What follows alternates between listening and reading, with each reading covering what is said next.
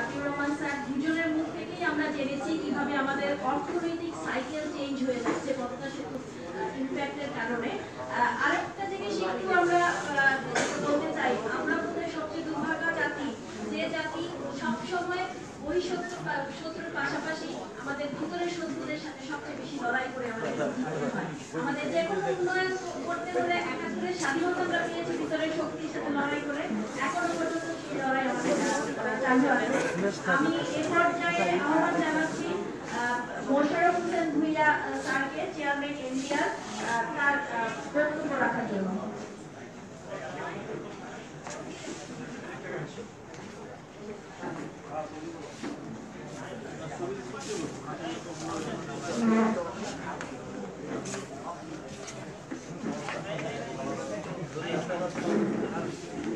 Subhash, sorry আমাকে দৌড়াতে হচ্ছে।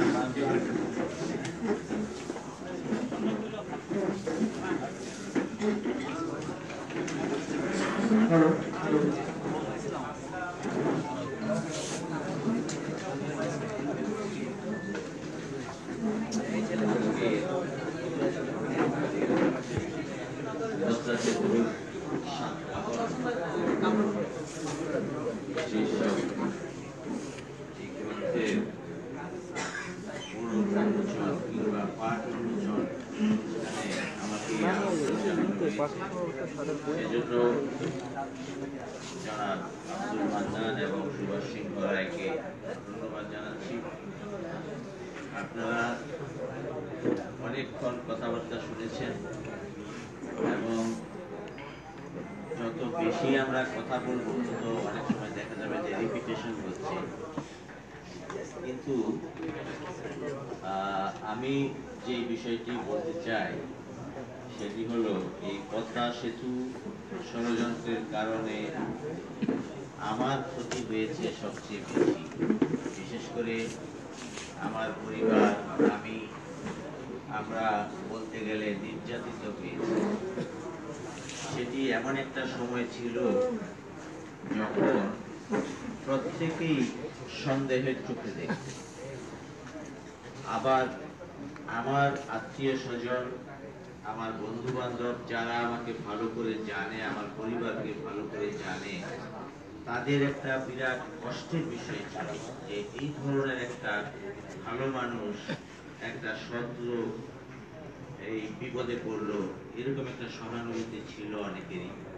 কিন্তু অনেকেই আবার এগিয়ে আসতো না আমার সহায়তার জন্য, কিংবা সরকারি আমার যারা সহকর্মী ছিল তাদের মধ্যেও একটা ভয় ছিল যে তাকে যদি সহায়তা করতে যাই তাহলে হয়তো আমরা ক্ষতিগ্রস্ত হতে পারি। এই ধরনের একটা বিষয় ছিল। সবার মধ্যে তো সবার মনোভাব একরকম থাকে না। যখন এই ষড়যন্ত্রটি শুরু হয় তখন কিন্তু আমি একটি লেখা, সংক্ষিপ্তভাবে একটা লেখা লিখেছিলাম এবং কয়েকটি কাগজে সেটি প্রকাশ হয়েছে। ইত্তেফাকে প্রকাশ হয়েছে, তারপরে জনকণ্ঠে প্রকাশ হয়েছে, এখানে আছেন। তো সেটিতে যারা ভালো করে মনোযোগ দিয়ে পড়েছে তারা কিন্তু বলছে কিন্তু হয়তো সেই পাঠকের সংখ্যা তেমন বেশি না। পাঠক সবচেয়ে বেশি পছন্দ করত এবং সাংবাদিকদের মধ্যে একটা প্রবণতা ছিল আজগুবি গল্প, মিথ্যা কথাবার্তা, এগুলি বেশি পছন্দ করত।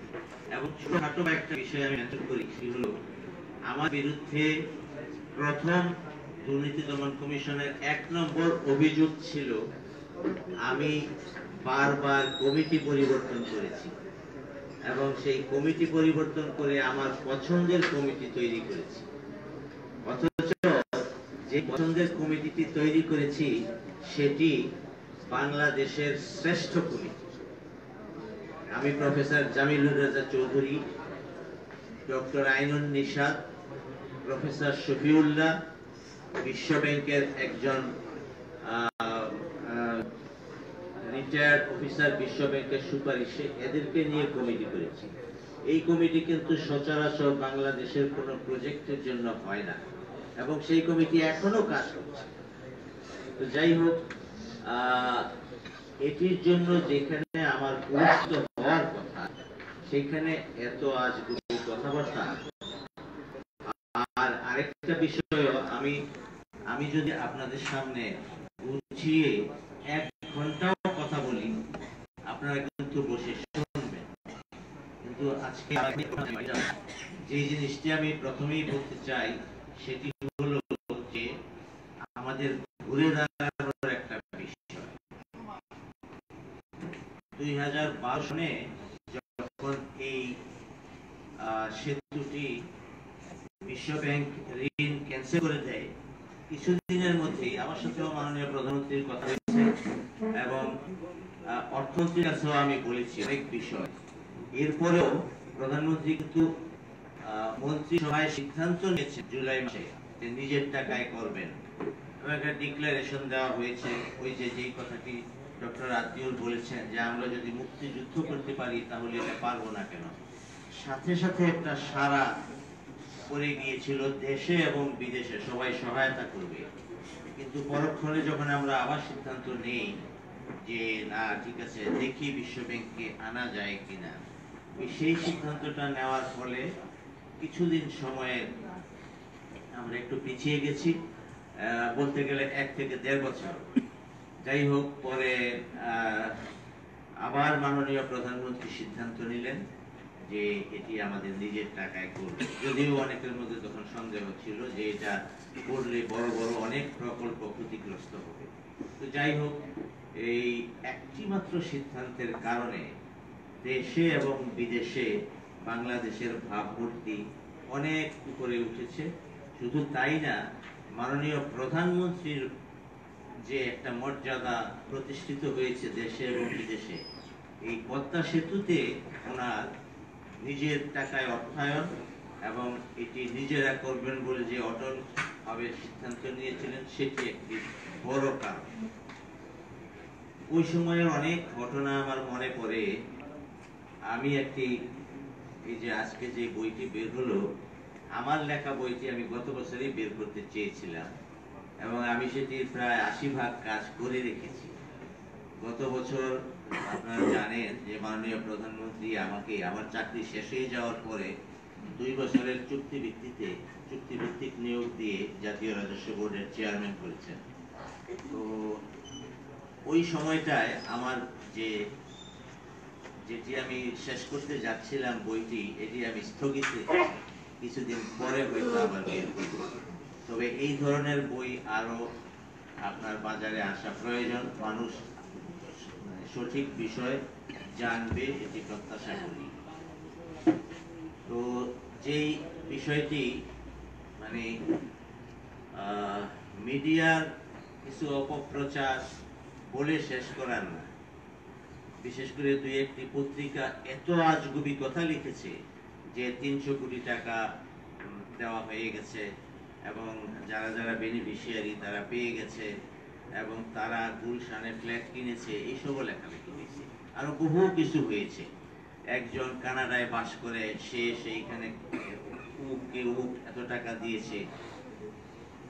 মানে দুর্ভাগ্যের বিষয় হইল ওই সময়ে এই যে যারা এইরকম আজগুবি লিখেছে, দুদক তাদেরকে পুরস্কৃত করেছে সাংবাদিকতায়। তারা ওই সময়, আমি মনে করতে পারবেন কিনা আমি জানি না, দুদকের বর্তমান সদস্য উনি, যে ওদেরকে কিন্তু ভালো সাংবাদিকতার জন্য পুরস্কৃত করেছে।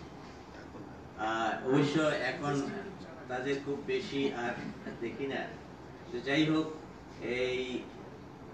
আমি আজকে যেটি সবচেয়ে বড় মেনশন করতে চাই যে ওই সময়ে যে আমাদের দেশের কিছু সংখ্যক বুদ্ধিজীবী বলেন বা উঁচু ধরনের সাংবাদিক বলেন বা রাজনীতিবিদ বলেন, যারা ষড়যন্ত্র করেছিল তারা কিন্তু ষড়যন্ত্রে এসেছে পরে। আসল ষড়যন্ত্রটা শুরু হয়েছে আমাদের যারা কন্ট্রাক্টর, লোকাল কনসালটেন্ট, যারা কাজ পাবে বলে অনেকদিন যাবৎ চেষ্টা করছে, তারা যখন দেখলো যে তাদের কাছ থেকে কাজটি হাতছাড়া হয়ে যাচ্ছে, তখন তারা আমাদের দুই একজন কর্মকর্তার সাথে মিলে বিশ্ব ব্যাংকে লেখালেখি শুরু করেছে এবং বিশ্ব ব্যাংকের আবার ইন্টিগ্রিটি ভাইস প্রেসিডেন্সি নামে একটা ইয়ে আছে সংস্থা, এরা এই গোলমালগুলি পাকিয়েছে। কারণ হলো যারা প্রজেক্টে আমাদের সাথে কাজ করছিল বিশ্ব ব্যাংকে, যারা অপারেশনের সাথে যুক্ত, ভাইস প্রেসিডেন্ট থেকে শুরু করে একদম টিম লিডার পর্যন্ত প্রত্যেকে জানতো যে এই কাজের মধ্যে কোনো সমস্যাই হচ্ছে না, কারণ তাদেরকে নিয়েই তো আমরা কাজ করছি। সকল কাজে তাদের সম্মতি ছিল এবং লিখিত সম্মতি ছিল। আমার লেখা যখন বের হবে তখন এই বিষয়গুলি আমি দলিল সহকারে প্রকাশ করব। তো যাই হোক, আমি কৃতজ্ঞ মাননীয় প্রধানমন্ত্রীর কাছে যে তিনি যারা পদ্মা সেতুতে দুর্ভোগে পড়েছিলেন, বিশেষ করে সৈয়দ আবুল হোসেন সাহেব, ডক্টর মশিউর রহমান সাহেব এবং আমি, আমাদেরকে উনি মর্যাদা দিয়েছেন।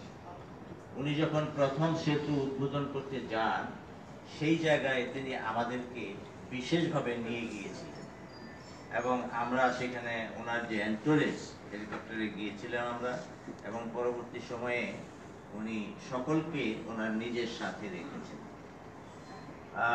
আমরা যে একটু আগে ডক্টর আতিউরের কাছে শুনেছি যে পদ্মা সেতু হলে কি কি উপকার হবে, এগুলি আমি রিপিট করতে চাই না। এই বিষয়গুলি আমি যখন সচিব ছিলাম বিভিন্ন স্টাডির মাধ্যমে এগুলি বের করে এনেছিলাম, কারণ বিশ্ব ব্যাংকের কাছে প্রমাণ করতে হয়েছিল যে এই পদ্মা সেতুটি ভায়াবল হবে, এবং বিশ্ব ব্যাংকের অনেক বিশেষজ্ঞ এসে ঘুরে গিয়ে তারপরে আবার আমার সাথে কথা বলে বললো যে এটা তো ঠিক হবে না, এটা তো কোনো সময়ই ভায়াবল হবে না, এইটা সেটা এগুলি বলতো। তখন আবার আমি ওদের সাথে কথাবার্তা বলে কাউন্টার করে বলতাম যে যেই বিষয়গুলি তোমরা স্টাডি করো নাই সেটি আমি তোমাদের দেখিয়ে দিচ্ছি, এবং সেভাবে আমরা কাজকর্ম করেছি এবং সকল কাজ প্রোঅ্যাক্টিভ ওয়েতে। এই যে প্যানেল অফ এক্সপার্ট ছিল দেশি এবং বিদেশি, যেটির দায়িত্বে ছিলেন প্রফেসর জামিলুর রেজা চৌধুরী, আমি যখন মিটিং করতাম, এরা যখন অনেক সময় এই প্যানেল অফ এক্সপার্টরা তাদের নিজস্ব বক্তব্যে একদম স্টিক থাকে, সে বলে যে না এটা এইরকম হবে, আরেকজন বলে যে না এটা এইরকম হবে। এই যে বিষয়গুলি হইতো, আমি কিন্তু কোনো ইঞ্জিনিয়ারও ছিলাম না, মিটিং এর ওদের কথাবার্তা সব শুনে তখন আমি আবার বলতাম যে ঠিক আছে, আপনাদের সবার কথাই শুনলাম, সবাই খুব সম্মানিত ব্যক্তি এবং উচ্চ শিক্ষিত, কিন্তু এর ভিতর থেকে আমি যেটি বুঝেছি সেটি হলো এইভাবে পদ্মা সেতুর এই পাইলিং এর যে সমস্যাটা আছে, ডিজাইনের যে সমস্যাটা আছে, এটি আপনারা আবার বসেন, এটার উপর আবার চিন্তা করেন যে এইভাবে হবে কিনা। পরে আবার সবাই দেখতাম যে না আচ্ছা ঠিক আছে, সচিব যেটি বলেছে, আমি বললাম যে গভর্নমেন্টের যেটি স্ট্যান্ড সেটিতেও আপনাদের থাকতে হবে। এরপরে দেখা যেত যে তারা আবার ঐক্যবদ্ধভাবে এই কাজটার মধ্যে এগিয়ে আসতো। মোট কথা, যে সকল কাজ আমরা করেছি সবগুলি দেশের উন্নয়নের জন্য, দেশের স্বার্থে করেছি। সেই জায়গায় একটা সমস্যা আমাদেরকে পোহাইতে হয়েছে, এবং আমার স্মৃতিতে অনেক বিষয় আসে। আমি একবার জনাব গোলাম রহমান সাহেব, তখনকার এই চেয়ারম্যান ছিলেন, ওনাকে আমি দুই একটা বিষয় বলার জন্য ওই জায়গায় গিয়েছিলাম, ওনার সাথে ফোন করে গিয়েছি এবং আমি বলেছি যে এখানে যে ইয়েরা আসতেছে বিশ্ব ব্যাংকের বিশেষজ্ঞ টিম ওকামপুর নেতৃত্বে, এদেরকে আমি একটা রাইট আপ দিলাম ওনাকে, এবং দিয়ে বললাম যে এদেরকে এই পয়েন্টগুলি বলবেন, দরকার পড়লে আমার সাথে মিট করাই দিয়ে আমি জামিলুর রেজা চৌধুরী এবং সৈয়দ আবুল হোসেন সাহেবকে নিয়ে ওদের সাথে বসবো। মানে আমরা চাই যে মূল বিষয়গুলি তারা জানবে। তারপরে বলে না এখন আপনাদের বসানো যাবে না, এটা সেটা বললো। তো নিচে আমি যাওয়ার পরে সাংবাদিকরা তো আমাকে ঘিরে ধরেছে এবং পরে বিভিন্ন রকমের নিউজ করেছে। ওনাকে যখন এই নিচে আবার আসছে এবং সাংবাদিকরা জিজ্ঞেস করেছে যে সচিব এসেছিল আপনার কাছে, উনি কি বলতে আসছে, এটা জিজ্ঞেস করেছে আর কি। উনি তো সেই সময় প্রত্যেকবার নিচে নেমে কথা বলতেন প্রতি ইয়েতে, এবং দুদক ওই সময় থেকে যে বিষয়টি প্রচলন করেছিলেন সেটা একটা মানে খুব একটা ভালো রেকর্ড না কমিশনের জন্য। প্রতিদিন তাদের ওই সাংবাদিকদের ব্রিফ করা, তাদেরকে তথ্য দিয়ে দেওয়া, এগুলি অনেক দুদকের কাছ থেকেও গেছে, অফিসারদের কাছ থেকে। উনি বললেন যে এই একটা ক্লাউনের মতো বলতেছিলেন উনি, ও আসছে তার নিজের কান্না কাঁদতে। এই যে একটা উপহাস, আমার আত্মীয় স্বজন সেই সময় এটি দেখে অনেকে কেঁদে দিয়েছে যে সে একটা বিপদের মধ্যে। তখন আমি অ্যারেস্ট হই নাই, মামলা হয়ে গেছে, অ্যারেস্ট হই নাই। তো এই পরিস্থিতিতে আমরা অনেক সহ্য করেছি, তবে একটি স্যাটিসফ্যাকশন পদ্মা সেতুটি হচ্ছে, এবং ডেভেলপমেন্ট পার্টনার্সরাও বুঝতে পেরেছে যে সেই সময় একটা বিরাট ভুল তারা করেছে, এবং সেই ভুলের খেসারত দিতে বাংলাদেশকে এখন প্রত্যেকে সহায়তা করার জন্য তৈরি। সেই পদ্মা সেতুর ঋণ থেকে সরে আসার পরে পদ্মা সেতুতে সেই সময় মাত্র $450 মিলিয়ন জায়গা সহায়তা দেওয়ার জন্য প্রস্তুত ছিল। সেইটাতে দিতে না পেরে কম্পেনসেট করার জন্য $7.2 বিলিয়ন অনেক টাকা, এত টাকা জায়গা কোন প্রকল্পে দেয় না, বাংলাদেশের মেট্রো রেলে তারা দিচ্ছে। এখন একমাত্র পদ্মা সেতু আমরা সাকসেসফুলি করতে পারছি, সেই জন্য বিশ্ব ব্যাংকের কাছে এখন যেই টাকা চাওয়া হয় সেই টাকাই দিবে বাংলাদেশকে, কারণ তারা বুঝতে পেরেছে যে এই দেশটি এগিয়ে যাচ্ছে এবং সক্ষমতা অর্জন করেছে। যাই হোক, আমি এই বইটি প্রকাশ করার জন্য, এবং এটিতে অনেক তথ্যবহুল, আমি সবটা এখনো দেখিনি, তো আমার ধারণা যে যারা ভবিষ্যতে পদ্মা সেতুর উপরে গবেষণা এবং জানতে চাইবেন তাদের জন্য এটি খুব ভালো রেফারেন্স হবে।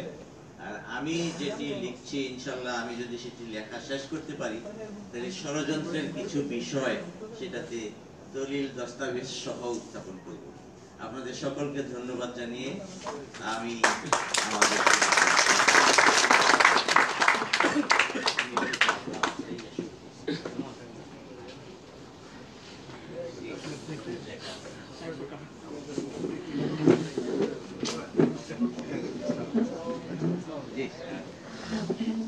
যিনি সবচেয়ে দুর্ভোগে পড়েছিলেন তার কথা শুনলেন। আরেকজন মানুষ যিনি এটার জন্য লড়েছেন, বাংলাদেশের জন্য লড়েছেন, মাননীয় প্রধানমন্ত্রীর জন্য লড়েছেন, বাংলাদেশের সম্মানের জন্য লড়েছেন, ঝুঁকি নিয়েছেন নিজের অবস্থান। তিনি হচ্ছেন তৎকালীন সদস্য, তিনি দুদকের কমিশনার, আজকে আমাদের মাঝে উপস্থিত আছেন জনাব শাহাবুদ্দিন চিকু। তার কাছ থেকে আমরা কিছুটা হলেও জানতে পারবো যে তিনি কি লড়াইটা করেছেন।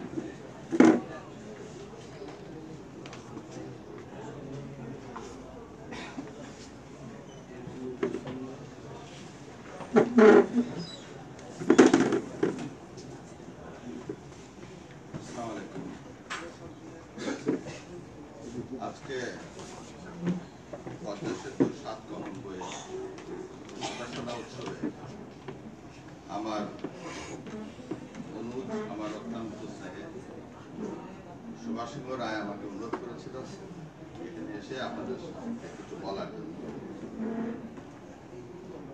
আমি বলছি অবশ্যই আমি আসবো, এবং এই সময়ে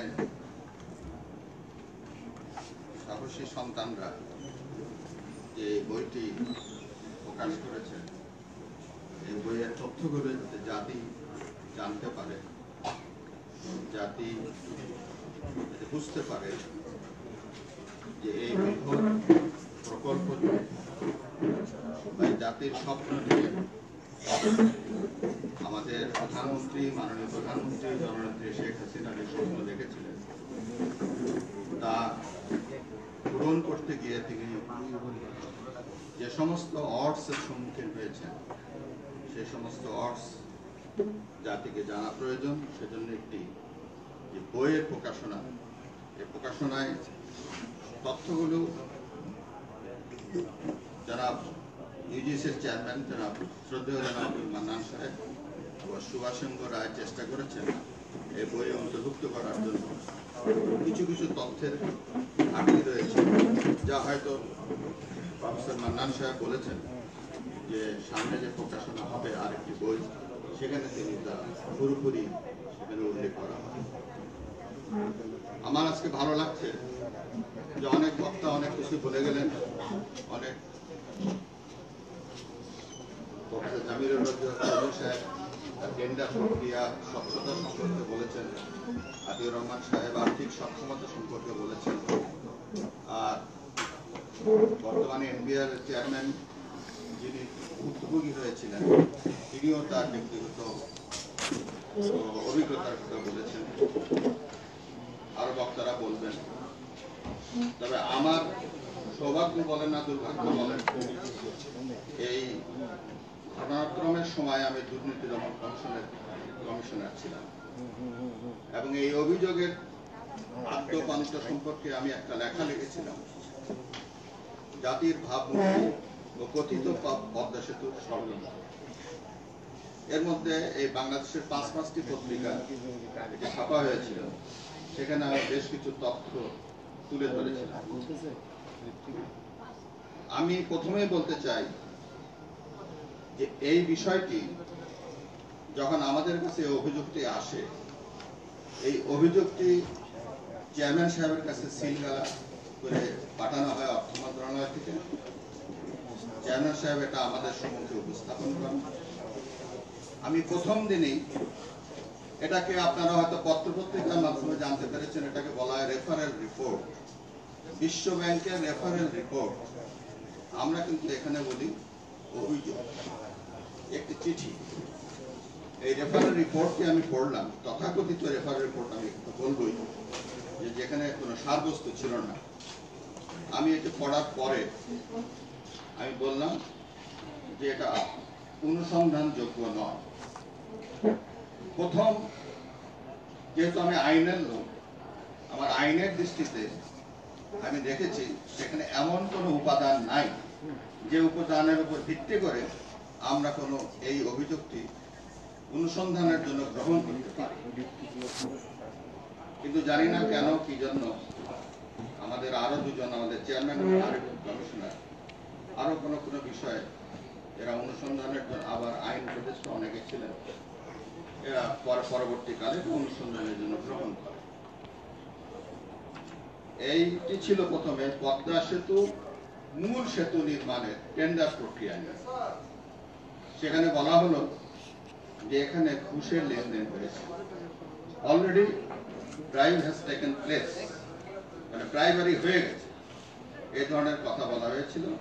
এবং এটা বাংলাদেশের বহু পত্র পত্রিকায় ফলাও করে ছাপা হয়েছিল যে বিশ্ব ব্যাংক পদ্মা সেতু টেন্ডার প্রক্রিয়ায় দুর্নীতির গন্ধ পেয়েছে, তাই বিশ্ব ব্যাংক আমাদেরকে অনুরোধ করেছে এ নিয়ে তদন্ত করার জন্য। এটি যখন আমাদের যেভাবেই হোক এটা অনুসন্ধানের জন্য যখন গ্রহণ করা হয়, তখন এক পর্যায়ে আমাদের প্রফেসর জামিলুর রহমান চৌধুরী এবং আইনুল নিশাত সাহেবের নেতৃত্বে যে মূল্যায়ন কমিটি ছিল, এই কমিটির সঙ্গে আমাদের তদন্তকারী কর্মকর্তারা কথা বলেছেন।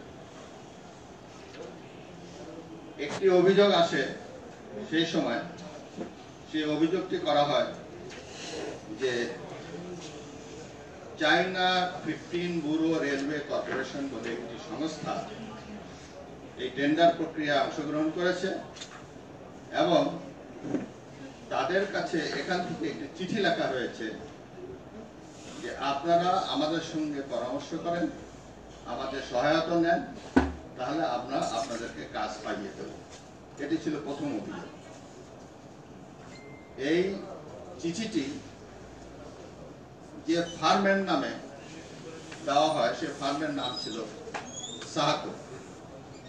এই সাহাকোর মালিক ছিলেন জনাব আবুল হোসেন। তার অ্যাডে এই চিঠিটির কথা বলা হয় এবং চিঠিটির কপি একটা আমাদের কাছে পাঠানো হয় মেলের মাধ্যমে, যে এই চিঠিটি তাদের চায়না 15 ব্যুরো রেলওয়ে কর্পোরেশনের পক্ষ থেকে মেল করে তাদের local agent Ventura international Helal Uddin নামে তাদের একজন কর্মকর্তার কাছে হস্তগত হয়েছে। হেলাল উদ্দিন এই চিঠিটি আমাদের কাছে পৌঁছে দেয়, সরকারের অর্থ মন্ত্রণালয়ে পৌঁছে দেয়, দুদুকে পৌঁছে দেয় এবং বাংলাদেশের বিভিন্ন জায়গায় এই চিঠিটি পাঠায়। আমরা এই চিঠিতে বলা হয়, এই চিঠিটির সারমর্ম হলো যে আপনারা আমাদের সঙ্গে যোগাযোগ করেন, আমরা আপনাদেরকে এই কাজটা পাইয়ে দেব। আমরা হেলাল উদ্দিনকে ডাকি, হেলালকে ডেকে নিয়ে এসে আমরা জিজ্ঞাসাবাদ করি। সে বলে যে এই চিঠি, আমরা তার কাছে চিঠির মূল কপি চাই, তারা এই মূল কপি দিতে ব্যর্থ হয় এবং পরবর্তীকালে আমরা চায়না 15 ব্যুরো রেলওয়ে কর্পোরেশনের সঙ্গে টেলিফোনে যোগাযোগ করি এবং তাদের কাছে মেল পাঠাই। তারা বলে এ ধরনের কোনো চিঠি আমরা পাই নাই, এ ধরনের কোনো চিঠি আমরা তো পাই নাই, বরং এ ধরনের কোনো চিঠি আমরা আমাদের লোকাল এজেন্টের কাছে পাঠাইও নাই। আমরা আবার লোকাল এজেন্টকে জিজ্ঞাসাবাদ করি। লোকাল এজেন্ট তখন তার ভেঞ্চুরা কর্পোরেশনের বাড়িধারা অফিসটি তালাবদ্ধ করে দেশত্যাগ করে। আমরা ওই চিঠিটি স্ক্যান করি, পরে দেখা যায় যে একটি নাম সদস্য একটি প্যাডে সুপার ইম্পোজ করে সেখানে আপনার এই সাকুর নাম ব্যবহার করে এই চিঠিটি এই বিভিন্ন জায়গায় বিভ্রান্তি সৃষ্টি করার জন্য উদ্দেশ্যমূলকভাবে এই চিঠিটি সৃজন করা হয়েছে এবং এই চিঠির কোনো সার বস্তু নাই এবং চিঠিটি মিথ্যা, সম্পূর্ণ সৃজিত এবং ক্রিয়েটেড একটা ডকুমেন্ট। প্রথমেই পদ্মা সেতুর ব্যাপারে বিশ্বব্যাংক এই চিঠিটাকে এন্ডোর্স করেছিল আমাদের কাছে এই বলেই যে এই চিঠিটি যারা লিখেছে বা এই চিঠি যারা পাঠিয়েছে আমাদের স্থির বিশ্বাস জন্মিয়েছে যে এখানে একটি ঘুষের ষড়যন্ত্র বা দুর্নীতি হয়েছে। এটা ষড়যন্ত্র না, এটা প্রথম তাদের অভিযোগ যে এখানে টাকা পয়সা লেনদেন হয়েছে। তাহলে বোঝেন যে একটি আন্তর্জাতিক সংস্থা, বিশ্ব ব্যাংকের মতো একটি সংস্থা এত বড় একটি মিথ্যা জিনিস নিয়ে প্রথমে এই জাতিকে বিভ্রান্ত করে, আমাদেরকে বিভ্রান্ত করে এবং বাংলাদেশ সরকারকে বিভ্রান্ত করে। যেখানে চিঠির কোনো অস্তিত্বই নাই, কিন্তু বাংলাদেশের গণমাধ্যমে যেভাবে এই পদ্মা সেতু নিয়ে ষড়যন্ত্র হয়েছে, ঘুষ নিয়েছে, দুর্নীতি হয়েছে, যেভাবে ছাপা হয়েছে, যেভাবে কথাবার্তা বলা হয়েছে, তার আদৌ এক আনাও কোনো সত্য নয় এবং তার কোনো বাস্তব ভিত্তি খুঁজে পাওয়া যায়। পরবর্তীকালে আমরা যারা এই প্রথম টেন্ডার প্রক্রিয়ার সঙ্গে অংশগ্রহণ করেছিল 11টি আন্তর্জাতিক সংস্থা, তাদেরকে জামিলুর রেজা চৌধুরী স্যারের নেতৃত্বে কমিটি মূল্যায়ন করেছে এবং যথাযথভাবে মূল্যায়ন করার পর গুড গ্রেডিং করা হয়েছিল। সেই গুড গ্রেডিং এ 5টি সংস্থাকে করা হয়েছে, মূল্যায়ন করা হয়েছিল। এই 5টি সংস্থার নাম বিশ্বব্যাংকে তখন পাঠিয়ে দেওয়া হয় এবং আমাদের তদন্তকারী টিমের যে অনুসন্ধান রিপোর্ট প্রথমে ছিল সেটা আমরা পাঠিয়ে দিই। দিস ইজ দি রিপোর্ট, এখানে কোনো দুর্নীতি হয় নাই বা দুর্নীতির কোন রকম বাস্তব প্রমাণ পাওয়া যায় নাই, বরঞ্চ দুর্নীতি করা হয়েছে, করাপশন করা হয়েছে এই চিঠিটা পাঠিয়ে। তাহলে বিশ্বব্যাংক উত্তর দিক যে এই চিঠির যেখানে অস্তিত্ব নাই, সুতরাং কেন এই চিঠিটি আমাদের কাছে প্রেরণ করা হলো? তারা কোনো উত্তর করে নাই, তারা তখন নিশ্চুপ থেকে যায়। কয়েকদিন পরেই তারা থেমে থাকে নাই। আমি এই জন্য বলবো এটা একটা পলিটিক্যালি এবং রাজনৈতিক উদ্দেশ্য প্রণোদিত অভিযোগ ছিল। এই জন্যই বলবো যে আমরা যখন প্রথম অভিযোগের রিপোর্ট তাদের কাছে পাঠিয়ে দিই, তখন তারা তার কোনো উত্তর না দিয়ে চুপচাপ থেকে কয়েকদিন পরেই বলে না, দুর্নীতি তো হয় নাই, তবে ঠিক আছে দুর্নীতির ষড়যন্ত্র হয়েছে, দুর্নীতির ষড়যন্ত্র হয়েছে। আমি দীর্ঘ 26 বছর বিচারক ছিলাম, আমি আইনজীবীও ছিলাম বাংলাদেশ সুপ্রিম কোর্টে। গত 100 বছরের ইতিহাসে দুর্নীতির জন্য ষড়যন্ত্র হয় এমন কোন মামলার উদ্ভব হয়েছে তা আমি দেখিনি, বরং এই সাবকন্টিনেন্টেও এরকম কোন মামলার নজির নাই। তবে এই উদ্ভট একটি ব্যাপার আমাদের সামনে তুলে ধরা হলো এবং সরকারের মধ্য থেকেও এক শ্রেণীর ক্ষমতাবান ব্যক্তিরাও আমাদেরকে বললেন যে না, যারা ওরা যখন বিশ্বব্যাংক যেহেতু বলেছে সুতরাং এটাকে আমলে নিতে হবে এবং এটার অনুসন্ধান অবশ্যই করতে হবে। না, দুর্নীতি হয় নাই, কিন্তু দুর্নীতির ষড়যন্ত্র হয়েছে। attempt to commit crime, attempt to commit crime আমাদের পেনাল কোডে 120 ধারা ক এবং খ তে বর্ণিত আছে। সেখানে যে সমস্ত ইনগ্রেডিয়েন্টস বা উপাদান থাকা দরকার, সেই উপাদান সমূহ যদি আমাদের সম্মুখে না আসে, তাহলে আমরা কেমন করে বুঝবো যে দুর্নীতির জন্য ষড়যন্ত্র হয়েছে? তবুও আমরা বিশ্ব ব্যাংককে সন্তুষ্ট করার জন্য আমাদেরই সরকারের মধ্য থেকেও একটি সরকার আমাদেরকে বলতে থাকে না, এটা নিয়ে অনুসন্ধান করা হোক এবং দেখা যাক যে এখানে কি বিষয়বস্তু আছে। সেখানে একটি ইতিহাসের একটি কাহিনী সৃষ্টি করা হলো যে জনৈক রমেশ, যে এসএমসি লাভালিনের, ওনার নামটা একটু বলেছেন একটু আগেই জামিনুল চৌধুরী সাহেব বলেছেন, বলেছেন রমেশ এবং ইসমাইল দুইজন, একজন ভারতীয় বংশোদ্ভূত ক্যানাডিয়ান আর একজন বাংলাদেশি বংশোদ্ভূত, চট্টগ্রাম বাড়ি, বাংলাদেশি। তারা এসএনসি লাভালিন কোম্পানিতে কানাডাতে চাকরি করে। রমেশের কাছে একটি তথাকথিত ডায়েরি পাওয়া গেছে এবং সেই ডায়েরিতে উল্লেখ করা আছে যে এই কাজটি পাওয়ার জন্য আমাদের এত টাকার প্রয়োজন এবং এত টাকা আমরা পেলে এইভাবে এই টাকাগুলো আমরা বিভাজন করে ভাগ করে দেব। অর্থাৎ এই যে কথাটি, ডায়েরির কথাটি আমাদের সামনে আসলো, তখন এক পর্যায়ে বলা হবে এই সবগুলো অনুসন্ধান করার জন্য, এই অভিযোগগুলো অনুসন্ধান করার জন্য বিশ্ব ব্যাংকের একটি প্যানেল অফ এক্সপার্ট বাংলাদেশে আসবে। আমরা যখন অনুসন্ধান শুরু করেছি তখন বিশ্ব ব্যাংক থেকে একটি প্যানেল অফ এক্সপার্ট বাংলাদেশে পাঠানোর কথা যখন বলা হলো, তখন আমরা বললাম এই ওরা একটা চিঠি দিল ফাইন্যান্স মিনিস্ট্রিতে, ফাইন্যান্স মিনিস্টার সাহেব এটা পাঠালেন আমাদের কাছে, আমরা এটা পর্যালোচনা করলাম। আমি সেই কমিশনের একজন কমিশনার হিসাবে আমি বললাম না, বিশ্ব ব্যাংক আমাদের সঙ্গে যৌথভাবে কখনোই তদন্ত করতে পারবে না। বিশ্ব ব্যাংকের সেই আইনগত এখতিয়ার নাই আর আমাদেরও সেই আইনগত এখতিয়ার নাই। আমরা একটি স্বাধীন সংস্থা এবং এই সংস্থায় ওয়ার্ল্ড ব্যাংক হোক আর যেই হোক, যতই শক্তিশালী সংস্থা হোক না কেন, তারা আমাদের সাথে এসে যৌথভাবে তদন্ত করবে, এটা আইনের ম্যান্ডেট আমাদের আইনে দেওয়া হয় নাই। আমাদের যে আইন সেখানে স্পষ্ট আছে যে আমরা বাইরের কারো তদন্ত সংস্থার সাহায্য নিতে পারি না। সেক্ষেত্রে আমি এটা অপোজ করলাম এবং এই অপোজ করে আমরা একটা চিঠি পাঠিয়ে দিলাম ওয়ার্ল্ড ব্যাংকের কাছে এবং আরেকটি কপি দিলাম অর্থ মন্ত্রণালয় ফাইন্যান্স মিনিস্টার সাহেবের কাছে যে নো, আমরা বিশ্ব ব্যাংকে আমাদের কাজে নাক গলাতে দেব না, আইনের এই যুক্তি দিয়ে।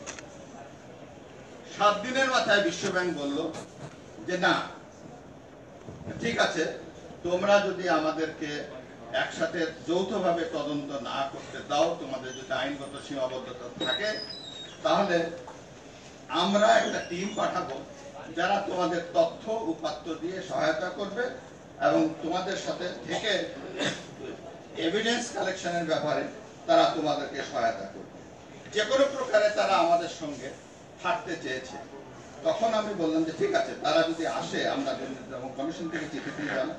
প্রথমটা তো আমরা ইগনোর করলাম, পরেরটা আমরা বললাম যে যদি আমাদের সাথে থেকে তারা আমাদেরকে সহায়তা করতে চায় তাহলে most welcome.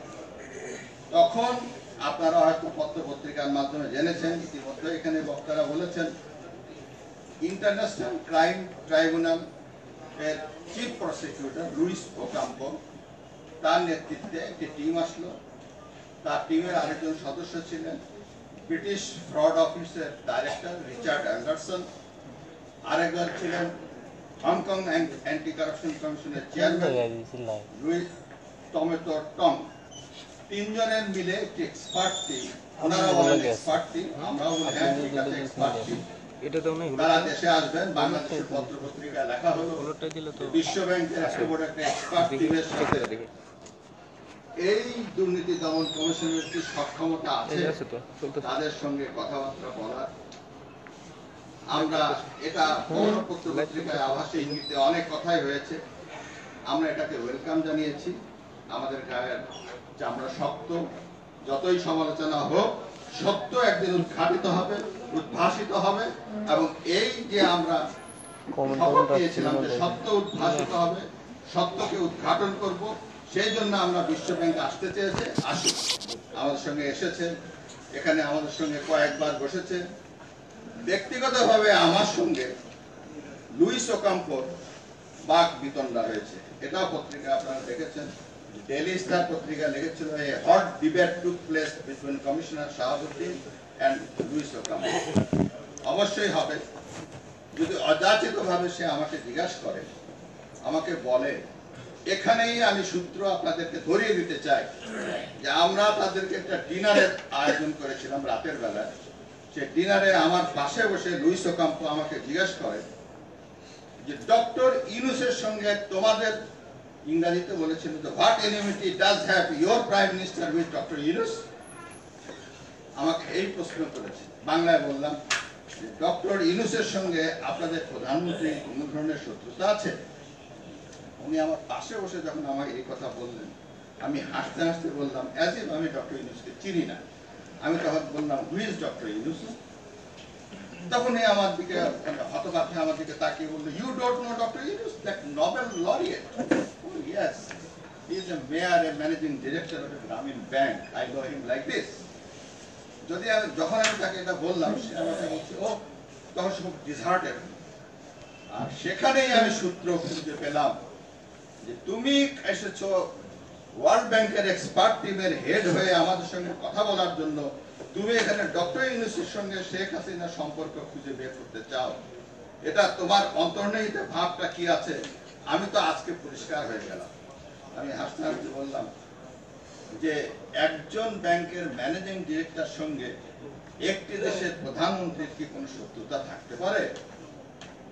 There are so many managing directors of the bank. কথা শুনে ডিসহার্টেড হলো সে। যা পরের দিন আমাদের সাথে যে মিটিং এ বসছে, সেদিন সে আমার সঙ্গে ডাইরেক্ট আইনগত প্রশ্ন নিয়ে সরাসরি আমার সঙ্গে সে ডিবেটে নেমে যায়, সরাসরি আমাকে আক্রমণ করে বসে। যেটা পরের দিন ডেইলি স্টারে লেখা হয়েছিল যে hot debate took place between mister Shahabuddin and Luis Ocampo. যাই হোক, আমরা তাদেরকে বললাম যে আপনারা যে ডায়েরির কথা বলেছেন, সেই ডায়েরিটা আমাদেরকে দেন। তো বললো এটা Canadian mounted police, royal mounted police, Canadian Ontario court of জাস্টিসের বিচার চলছে, সেখানে আছে, আমরা ডিসেম্বরে আসব, তখন আপনাদেরকে এটা সরবরাহ করব। আমরা বললাম যে আমরা অতদিন তো অপেক্ষা করতে পারবো না, আপনারা আমাদেরকে যে অভিযুক্ত করেছেন এই অভিযোগটা আমরা তড়িৎ আমরা একটা সমাধান করতে চাই। তখন আমরা আমাদের বর্তমান আইনমন্ত্রী আনিসুল হক সাহেব, যিনি তৎকালীন আমাদের দুর্নীতি দমন কমিশনের উনি মুখ্য আইন কর্মকর্তা ছিলেন, ওনাকে আমরা কানাডা পাঠালাম। উনি কানাডা গেলেন, কানাডার কোর্টের বিভিন্নভাবে আমাদের বাংলাদেশের হাই কমিশনের সূত্র ধরে উনি চেষ্টা করলেন। সেখানে উনি, আমরা এখানে মিউচুয়াল লিগাল অ্যাসিস্ট্যান্স রিকোয়েস্ট বলে MLR এর মাধ্যমে ওখান থেকে তথ্য জানতে চাইলাম। ওখান থেকে কোনো তথ্য পাওয়া গেল না, বিশ্ব ব্যাংক কোনো তথ্য দিল না, এবং উনি যখন গেলেন উনিও ওরকম ডায়েরির কোনো অস্তিত্ব খুঁজে পেলেন না। তখন সেখানে বিচার কার্যক্রম চলছিল এই বিষয়টি। তারপরে আমরা একটি অস্তিত্ব খুঁজে পেলাম একটা জিনিসের, যে একটা নোটপ্যাডে সেই রমেশ লিখেছে, যেটা এর আগে বলেছেন জামিরুল রাজা চৌধুরী সাহেব বলেছেন, যে ওই ক্যানাডিয়ান এসএনসি লাভালিন যে কনসালটেন্ট হিসাবে যাদেরকে যোগ্য হিসাবে বিবেচনা করা হয়েছিল, সেই এসএনসি লাভালিনের একজন কর্মকর্তা রমেশ একটি প্যাডে তার নিজস্ব চিন্তা ভাবনার কথা লিখেছে, এবং এসএনসি লাভালিনকে সে উদ্বুদ্ধ করেছে, তোমরা প্রজেক্ট প্রকিউরমেন্ট কস্ট PPC বলে একটি ফান্ড রাখো, এই ফান্ডের আমাদের প্রয়োজন হতে পারে, দিস মাচ। সে তার লেখা একটি কাগজ, একটি স্লিপ, যেটার অস্তিত্ব আমাদের কাছে আসেনি, সেটা ওখানে আমরা একটা স্ক্রিপ্ট ওখানে ক্যানাডিয়ান কোর্টে ট্রায়াল চলাকালীন সময় একটি কাগজ ওখানে প্রদর্শিত হয়েছিল মাত্র, কিন্তু সেটা সাক্ষ্য প্রমাণের ভিত্তিতে সেটা ডিসকার্ড করেছে ক্যানাডিয়ান কোর্ট, কিন্তু তার সপক্ষে সে কোনো সাক্ষ্য আসে নাই। রমেশ নিজেও সেটা ডিজোন করেছে, যেটা আমার হাতের লেখা নয় বা এটা আমি লিখি নাই। তাহলে এটাও একটা সৃজিত। প্রথমে যখন একটা কাগজ দিয়ে বলা হলো, ওয়ার্ল্ড ব্যাংক যেটা বললো এটা নিয়ে অনুসন্ধান করো, এটাও আমরা তথ্য পেলাম যে এটাও সৃজিত, আর ওটা যেটা ক্যানাডিয়ান কোর্টে যেটা গেল সেটাও সৃজিত, তারা কোর্টে বলেছে সেটা সৃজিত। তাহলে আপনারা বোঝেন যে কি উদ্দেশ্যে এবং কি কারণে এই পদ্মা সেতু যাতে না হতে পারে এবং এই পদ্মা সেতু যাতে দৃশ্যমান না হয়, এবং বঙ্গবন্ধু কন্যা শেখ হাসিনার নেতৃত্বে উনি যে বলেছেন যে আমি পদ্মা সেতু করবই এবং করব, এবং এটাকে যাতে ব্যর্থ করে দেওয়া হয়, এই জন্য একটি আন্তর্জাতিক ষড়যন্ত্র ছিল, এবং এই আন্তর্জাতিক ষড়যন্ত্র আমরা উদ্ঘাটন করতে পেরেছিলাম। আমরা বিশ্ব ব্যাংকে বলেছি তোমরা কোনো কিছুই প্রমাণ করতে পারো নাই, আমরা এই তারা যে ব্যর্থ হয়েছে প্রমাণ করতে, আমরা এখানে ফাইনাল রিপোর্ট দিয়েছি যে এই অভিযোগটি সম্পূর্ণ মিথ্যা এবং এই অভিযোগের কোনো ভিত্তি নাই। সেদিন আমি ফাইনাল রিপোর্ট দিলাম, আমি সেদিন প্রেস কনফারেন্সে আমি বক্তব্য দিয়েছিলাম। আমার বক্তব্য দেওয়ার পরের দিন যে এই যে চূড়ান্ত রিপোর্ট আমি কেন দিলাম বা আমি কেন বললাম যে বিশ্ব ব্যাংকের অভিযোগের কোনো ভিত্তি নাই, এই কথা তদন্তে কেন প্রতিভাত হলো, এই জন্য পরের দিন বাংলাদেশের একটি বহুল প্রচারিত দৈনিক পত্রিকা প্রথম আলোর প্রথম পাতায় আমার একটি কার্টুন ছেপে দিল। তারা আমার নাম একটি কার্টুন ছেপে নিচে লিখে দিল দুদক। এই ছিল আমাদের তখনকার অবস্থা। কি অবস্থার পরিপ্রেক্ষিতে দুর্নীতি দমন কমিশন, আমি বলতে গেলে আমি ক্লেম করি myself, I claim myself that I fought for this. আমি একাই যুদ্ধ করেছি, কারণ আমাদের মধ্যে অনেক বিভ্রান্তি ছড়ানোর চেষ্টা করা হয়েছিল, কিন্তু এই বিভ্রান্তিকে আমি আমাদের আইনের ব্যাখ্যা দিয়ে সম্পূর্ণরূপে ব্যর্থ করে দিয়েছি যে বিশ্ব ব্যাংক একটা উদ্দেশ্যমূলকভাবে আমাদের বিরুদ্ধে অভিযোগ আনয়ন করেছিল। আমরা যে অভিযোগ আমরা যেটা ব্যর্থ করে দিলাম, আমরা যেটা ফাইনাল রিপোর্ট দিলাম, মামলাটি নিষ্পত্তি করে দিলাম, অনুসন্ধান কার্যক্রম স্তব্ধ করে দিলাম, ঠিক তা তখনই এখানে অনেক রকম সমালোচনা হলো যে কানাডার কোর্টে মামলা চলাকালীন সময়ে আমরা কেন এটি বন্ধ করে দিলাম, আমরা কেন এত তড়িঘড়ি করলাম, এত তাড়াতাড়ি কেন এটা শেষ করলাম। এখানে অনেক সমালোচনা হয়েছে, পত্রপত্রিকা মিডিয়া কেউ আমাদের পক্ষে ছিল না, তবে কেউ কোনো মিডিয়া আমাদের পক্ষে লিখেছে সাহস করে, কিন্তু অধিকাংশ মিডিয়াই আমাদেরকে এই দুর্নীতি দমন কমিশন বিশ্ব ব্যাংকের এই অভিযোগ কেন নিষ্পত্তি করে দিল এর অজুহাতে আমাকে কত প্রশ্নের সম্মুখীন হতে হয়েছে এবং আজও হচ্ছে। তারা অনেক সুশীল সমাজের অনেক প্রতিনিধি অনেক বড় বড় বক্তব্য দিয়েছেন। আমি তাদেরকে চ্যালেঞ্জ করে বলেছিলাম যে আপনারা যদি সাহস থাকে, আমি দুর্নীতি দমন কমিশনের প্রতিদিন সকাল 8 ঘন্টা অফিস করি, আপনারা অফিসে আসেন আর আমাদের তথ্য প্রমাণ যা আছে আমি আপনাদের সম্মুখে তুলে ধরবো। আপনারা যদি এর মধ্যে কোনো ঘাটতি দেখেন আমাকে ধরবেন, আর যদি ঘাটতি না দেখেন তবে জাতির কাছে বলবেন যে কোনটা সত্য কোনটা মিথ্যা। কিন্তু কেউ nobody dare to come to me, কেউ আমার কাছে এসে সাহস পায় নাই এবং বলতে পারে নাই যে তুমি মিথ্যা কথা বলছো, তুমি সত্য বলছো না, বা তুমি বিভ্রান্তি ছড়াচ্ছ, কেউ তো আসে নাই। পরবর্তীকালে দেখা গেল যে ক্যানাডিয়ান কোর্ট তারা আর কয়েক মাস পরেই তারা একটা ভার্ডিক্ট দিল যে এটা নিছক মিথ্যা শুধু নয়, চায়ের কাপে ঝড় তোলার মতো একটি অভিযোগ, যার কোনো তথ্য নাই, যার কোনো সত্যতা নাই, যার কোনো ভিত্তি নাই। কানাডার কোর্ট আমাদেরকে এন্ডোর্স করলো, আমরা যেটা ফাইনাল রিপোর্ট দিলাম কানাডার কোর্টও সেটা বললো যে তারা আমরা ঠিক করেছি, এবং তাদের কোর্টেও বিচার হয়েছে এবং বিচারে এটা সম্পূর্ণ রকম মিথ্যা প্রমাণিত হয়েছে। তাহলে আজকের এই বইয়ে এই সমস্ত বিষয়গুলো আরো ভালোভাবে এই নেক্সট যে সংখ্যাটা বেরোবে সেখানে ইনকর্পোরেট করা হবে আশা করি, এবং জাতির কাছে সত্য তথ্য অবশ্যই তুলে ধরতে হবে যে বঙ্গবন্ধু কন্যা শেখ হাসিনার নেতৃত্বে তিনি যে স্বপ্ন দেখেছিলেন যে আমি এই পদ্মা সেতু করব, এই পদ্মা সেতু করার জন্য উনি যদি না করতে পারেন তাহলে কি কি ষড়যন্ত্র হয়েছিল, সেই ষড়যন্ত্রগুলো কিছুটা আপনাদের সম্মুখে তুলে ধরলাম। আপনাদের এই অভিনন্দন জানাই লেখকদেরকে যে একটি সত্য ঘটনা আপনারা জাতির সামনে তুলে ধরছেন, পরবর্তী সংকলনে আরো বিশদভাবে তুলে ধরবেন। আপনারা সকলকেই আমার আন্তরিক শুভেচ্ছা জানিয়ে আমি শেষ করছি। ধন্যবাদ।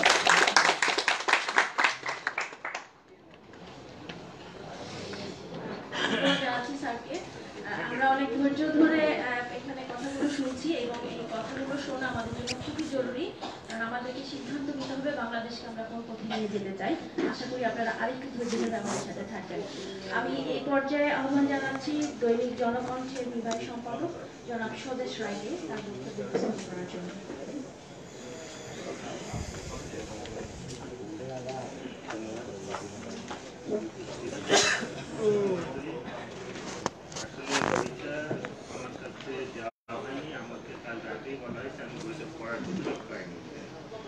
বইটার নাম দেখে আমি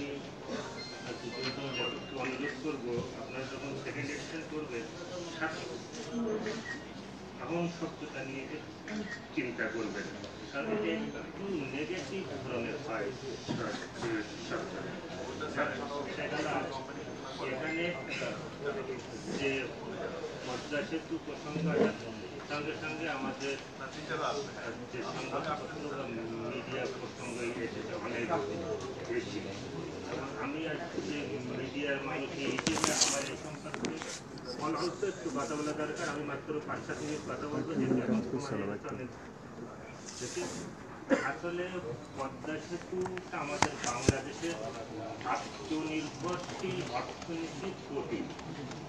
আর এই আত্মনির্ভরশীল অর্থনীতির প্রতীক পদ্মা সেতু যখন আমরা নিজ অর্থায়নে করলাম, এই সময়টাতে আমাদের সাংবাদিকতাকে একটা ধাক্কা দিয়ে গেছে। কারণ আমরা কি স্বাধীন দেশের যে সাংবাদিক হব, স্বাধীন দেশের সাংবাদিকতা করব না যে পরাধীন দেশের সাংবাদিকতা? আমি এখনো বলি আমাদের মিডিয়া পরাধীন দেশের মানসিকতায় আচ্ছন্ন। আমরা কোনো মতে মানে আমরা যে কিছু করতে পারি, আমরা যে সৎ, এই কথাগুলো আমরা বিশ্বাস করতে পারি। আচ্ছা, যেমন আমি বলি যে কথাটা আতির ভাই বললেন যে আপনার ওয়াশিংটনে প্রথম যে মিটিংটা হলো, মানে যেখানে আমাদের এই পদ্মা সেতু গ্রান্টটা ক্যান্সেল হলো, ওইখানে আমাদের সিকিম সমাজে আমাদের একজন নোবেল লরিয়েট, একটা ইংরেজি কাগজের সম্পাদক এবং একজন বাংলা শব্দের নামে একজন গবেষক, ওনারা আজকে দেখা করলেন ওয়ার্ল্ড ব্যাংকের যে প্রেসিডেন্টের সঙ্গে, এবং তার পরপরই আমাদের এই পদ্মা সেতু যে লোনটা ছিল এটা ক্যান্সেল হলো। এই সংবাদটা আমি যে ঢাকায় বসে আমার যে ওয়ার্ল্ড ব্যাংকের যে সূত্র আছে আমি তার মাধ্যমে ওখান থেকে পেলাম। পাওয়ার পরে আমি আমার একটা লেখায় দেখলাম যে পদ্মা সেতুর যে টাকা যে ঋণ আমাদের বাতিল হয়েছে তার পিছনে একটা ইংরেজি কাগজের একজন সম্পাদক এবং একজন হচ্ছে নোবেল লরিয়েট আছে। আচ্ছা, স্বাভাবিকভাবে আমাকে সমালোচনা করা হলো শেখ হাসিনার সাংবাদিক। কিন্তু আমাদের দেশের ভিতর আমাদের এই বিচারে যে মানে সরকারকে বিশ্বাস করা, যে সরকারটা জনগণের ভোটে নির্বাচিত তাকে বিশ্বাস করা, এবং ওই সময়ে এই যে ষড়যন্ত্রটা চলছে এই ষড়যন্ত্রটার কথা বলার যে পক্ষে কিন্তু আমি খুব বেশি সাংবাদিককে আজকে পাই না। এমনকি আমার খুব কাছের থেকেও আমি আজকে প্রতিবন্ধকতার সম্মুখীন, কারণ আমাদের দেশে ওই যে মানসিকতা আছে পরাধীন দেশের মানসিকতা যে মানে আচ্ছা আমরা চোর, আমরা ভালো না, আমরা উন্নত জাতি না, এইগুলি আমরা শুনতে কিন্তু খুবই হচ্ছে পছন্দ করি। আজকে তারপরে যখন হচ্ছে জাপানে ওয়ার্ল্ড ব্যাংকের মিটিংটা হলো, ওই মিটিংয়ে আমিও একজন সাংবাদিক হিসেবে ওখানে গিয়েছিলাম। ওই সময় যখন যাই তখন পথে ওই তিনজনের দুইজন আমার ওই ইংরেজি কাগজের সম্পাদক এবং ওই গবেষক। আচ্ছা, ওনারা পথে এমনভাবে কথাবার্তা বলতে লাগলেন যে সেটা কিনা সরকার তো চলেই গেছে, একটা দুর্নীতিবাজ সরকার। এখন আমি ওনাদের পাশে বসে খুব অসহায় বোধ করি যে ওখানে যেও দেখলাম যে প্রতিনিধিদের কাছে ওনাদের খুবই প্রাধান্য। ওখানে ওয়ার্ল্ড ব্যাংকের একজন ভাইস প্রেসিডেন্টের সঙ্গে আমার একটু সম্পর্ক আছে, ওনার সঙ্গে কথাবার্তা বললেন যে তোমাদের এটা নিয়ে তো খুবই এই হচ্ছে আমার এই মানে মোটামুটি জানালেন। তখন আমি অর্থমন্ত্রীকে বললাম যে আমি এরকম একটি সংবাদ পাচ্ছি, হয়তো আবার যেটা হয়েছে এটা আমাদের থাকবে না। কিন্তু তারপরও আমি দেখলাম যে এই বিষয়গুলো আমরা খুব বেশি সংবাদপত্রে আনতে পারলাম না, এবং আজকে মিডিয়া হচ্ছে পুরোপুরিটাই থাকলো হচ্ছে ষড়যন্ত্রের পক্ষে, এবং একটার পর একটা গল্প লেখা হচ্ছে আর সবগুলো হচ্ছে টেবিল মেকিং। এরপরে আসলে হচ্ছে পরবর্তী অধ্যায়, যখন হচ্ছে প্রধানমন্ত্রী বললেন যে আমরা নিজ অর্থে এটা করব। যে সময় আমরা সাংবাদিক হিসেবে কি করি, আমরা সোর্সের উৎসে যাই, আমরা অর্থ মন্ত্রণালয়ে যোগাযোগ করি, অর্থ মন্ত্রণালয় বলে না এটা কি সম্ভব, এটা হয়তো সম্ভব হবে না, কারণ ওই যে আত্মবিশ্বাসের অভাব।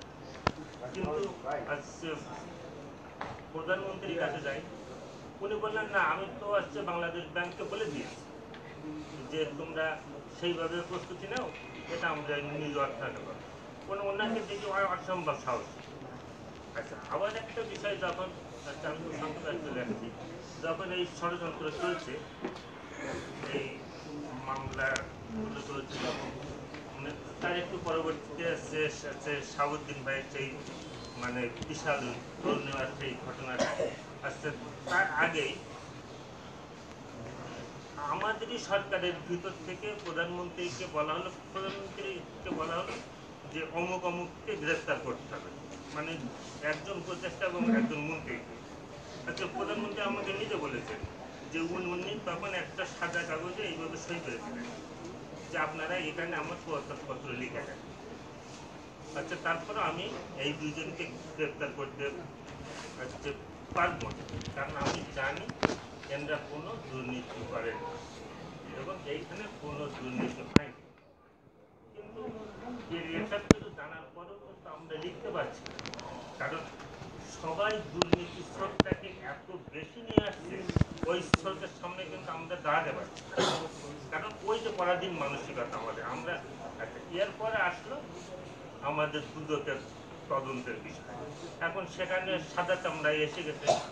আমরা যেহেতু 200 বছর ব্রিটিশ কলোনিতে ছিলাম, আমরা হোয়াইট ম্যান দেখলেই মনে করি ওরা অনেক জ্ঞানী, ওরা অনেক সৎ, ওরা অনেক কিছু জানে।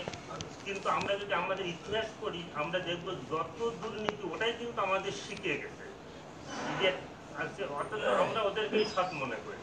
তা সেখানে আমরাই সংবাদ পাচ্ছি সাংবাদিক হিসেবে দুদকের মানে প্রধান কমিশনার গোলামুর রহমান, উনি তো আত্মসমর্পণ করে বসে আছেন।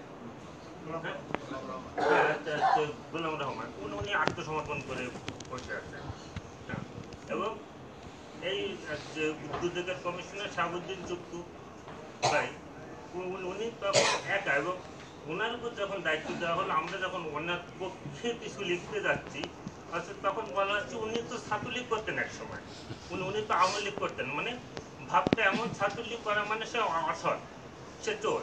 অথচ ছাত্রলীগের নেতৃত্বেই যে মানে মুক্তিযোদ্ধা বা মুজিব বাহিনী বা মুক্তি বাহিনী গঠিত হয়েছিল, ছাত্রলীগই যে যুদ্ধ করে এই দেশ স্বাধীন করেছে, এবং ছাত্রলীগের রক্তের উপরে যে এই দেশ দাঁড়ানো, এটা কিন্তু কারোর মাথায় নেই।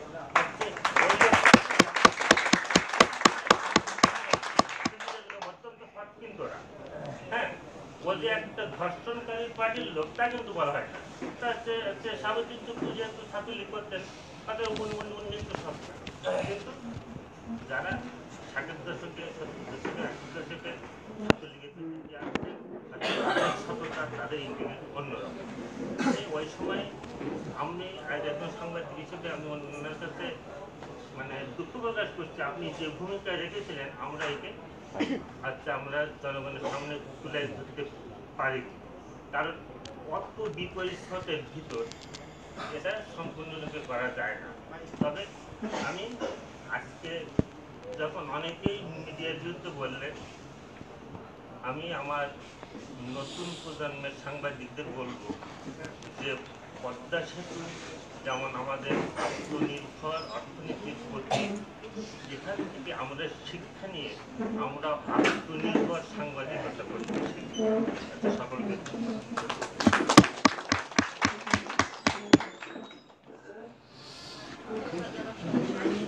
আমাদের একদম শেষ পর্যায়ে চলে এসেছি। আমি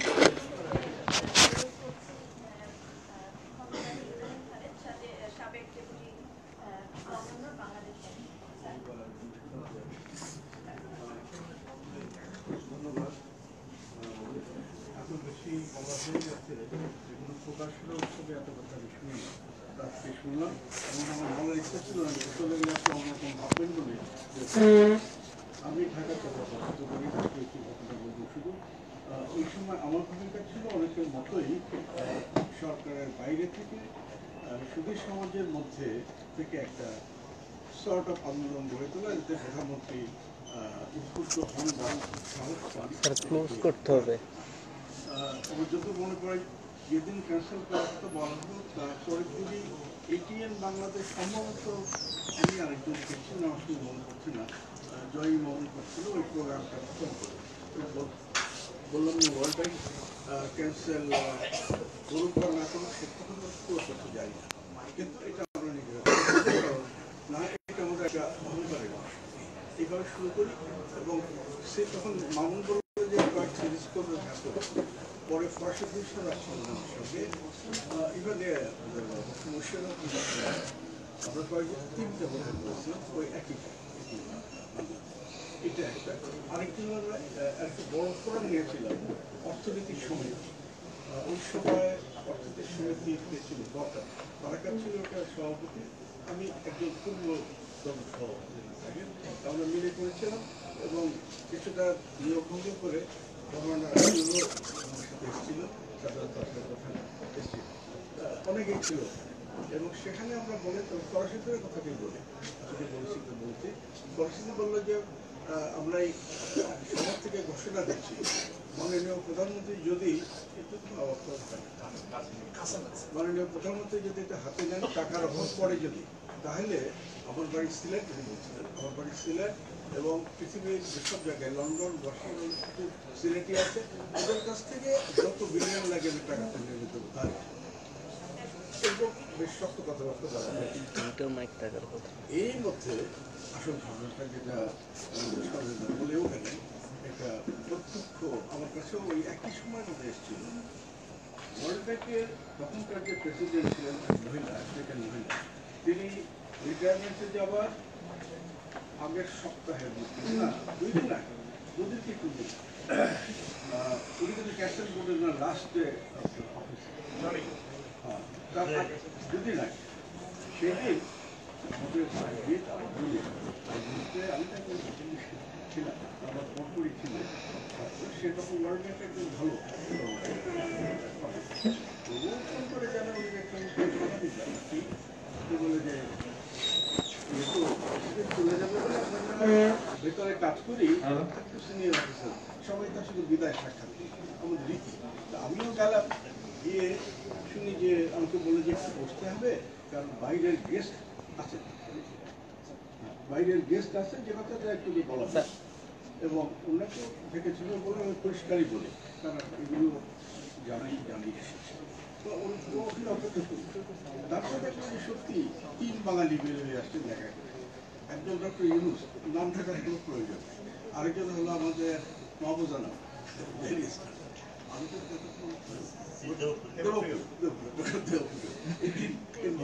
বাঙালি, মহান বাঙালি। তো তারপরে ও তো ওখানে চাকরি করে এবং সিনিয়র ও বের করে ফেললো ঘটনাটা। ওরা দেখা করে যাওয়ার পরের দিনই বোধহয় আমাদের অ্যাক্সিডেন্ট হয়ে যায়।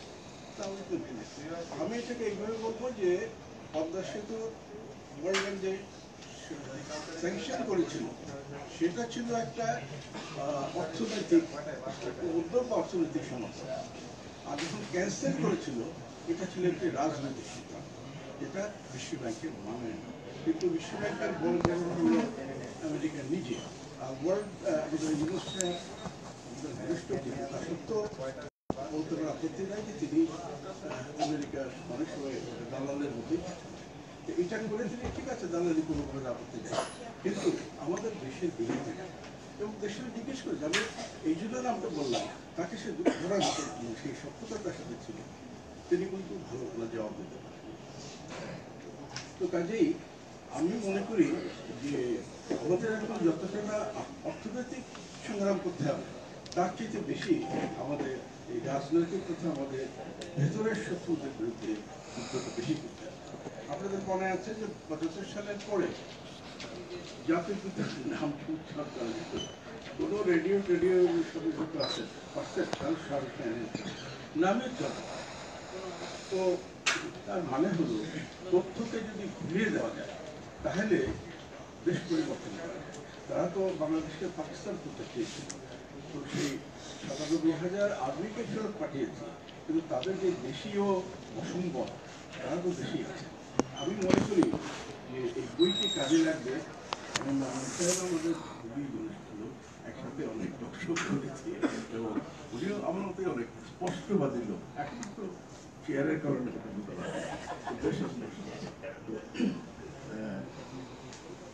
সেই জন্য আমি তাকে ধন্যবাদ দেবো এবং আমাদের সুভাষ সেও ছোটখাটো শিল্পই একটা। তো দুজনে মিলে একটা কাজ পদ্মা সেতু কতটা আমাদেরকে অর্থনৈতিকভাবে সাহায্য করবে সেটা ঠিক আছে, সেটা তো বলেই গেছে। রবীন্দ্রনাথ চলছে আবার সহপাঠী টাকা কলেজের অন্য মানুষ সম্পর্ক তুলে গেছে। তো সেই জন্যে সেটা নিয়ে মুক্তি এবং 90% যদি আইএনআর পায় তাহলে তো সেটা নিয়ে আমরা এখন সব এর থেকে বেশি পদ্মা সেতু নিয়ে যে রাজনৈতিক চলছে, কারণ যারা শুরু করেছে মনে করবেন না যে তারা থেমে যাবে, তাদের আন্তর্জাতিক চক্র থেকে সহায়তা আছে অনেক। সেই জন্য আমাদেরকে এই নির্বাচনের সময় আমাদের সাবধান থাকতে হবে।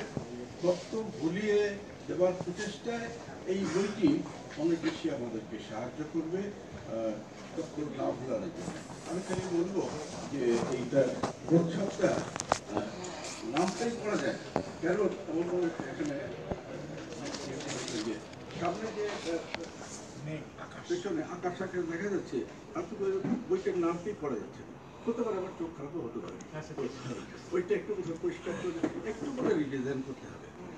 ভেতরে লেখা পড়ে আমি অত্যন্ত আনন্দিত যে খুব ফ্যাকচুয়াল, তোমার এখানে কোনো রকমের শব্দ সৃষ্টি করা হয়নি, যদিও সেতুটার সাথে, কিন্তু বইবন্ধের শব্দটার মধ্যে নাই, একেবারে পরিষ্কার তথ্যগুলো আছে, কেউ করতে পারবে বলে মনে হয়। তবে লেখার মধ্যে বিপদ থাকতেই পারে, কিন্তু লেখাগুলো পছন্দ হয়েছে যে প্রথম পর্যায়ে এই ধরনের লেখাগুলো খুব প্রয়োজন, যাতে করে আমাদের ভিতরে শত্রুতার সৃষ্টি যারা আছেন যেন। পদ্মা সেতু একটা সিম্বল হয়ে গেছে, যে কারণে মাননীয় প্রধানমন্ত্রীও সিম্বল হয়ে গেছে। উনি মাননীয় প্রধানমন্ত্রী তো প্রায় বলেন যে তাকে ভোট দেওয়ার কারণটা হবে যে তিনি অনেক দিয়ে অর্জন করেছেন, অর্থনৈতিক উন্নতি করেছেন। আমি এর মধ্যে একটা কি বুঝতে বলছি, সেটা আপনাদের সেটি উচ্চারণ করবো যে হ্যাঁ, তার জন্য তাকে অভিনন্দন, তাকে ধন্যবাদ, তার প্রতি কৃতজ্ঞতা, কিন্তু ওর চাইতে অনেক বড় কাজ তিনি করেছেন যে কারণে তাকে রাখা দরকার। সেটা হলো ৭৫-এর মুক্তিযুদ্ধের পক্ষচ্যুত বাংলাদেশকে তিনি তো পক্ষে ফিরিয়ে এনেছেন। এটা তো কোনো এই অর্থনৈতিক তুলনার ব্যাপারেই না, এটা সম্পূর্ণ আলাদা এবং এটা উনি ছাড়া কিন্তু করতে। আরেকটা সিম্বল বা প্রতীক করছিলাম, এটা ছিল সেতু না। এই সেতুর মধ্যে দিয়ে আমরা প্রমাণ করলাম যে আমরা নিজের পায়ে দাঁড়িয়েছি এবং মাথা উঁচু করে দাঁড়ানো। এটা তো বলছিল যে বঙ্গবন্ধু যখন গুলি করে ফেলার জন্য ওনার মাথা নাকি এরকম হয়নি, মানে ইয়ে পড়ে গিয়েছিলেন ভিতরে, কিন্তু মাথা নিচু করে নেই।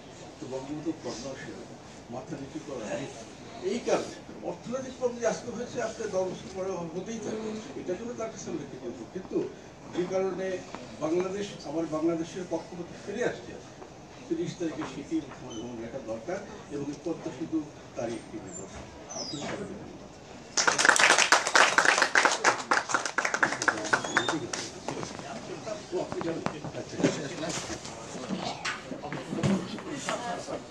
আজকের অনুষ্ঠানে উপস্থিত থাকার জন্য আপনাদের সবাইকে